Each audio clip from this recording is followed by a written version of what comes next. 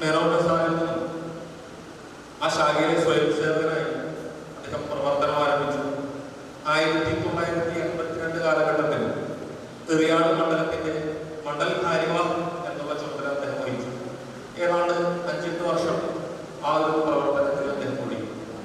ആ സമയത്ത് ഈ തീരദേശ മേഖലയിൽ ഏതാണ്ട് മുഴുവൻ സ്ഥലങ്ങളിൽ, സംഘദൃഷ്ടി എന്ന് പറയുന്ന മുഴുവൻ സ്ഥലങ്ങളിലും സംഘത്തിന്റെ ശാഖ ആരംഭിക്കാൻ അദ്ദേഹത്തിന് സാധിച്ചു. നല്ല രീതിയിൽ ചെറുപ്പക്കാരെ ആകർഷിച്ചുകൊണ്ട് ആ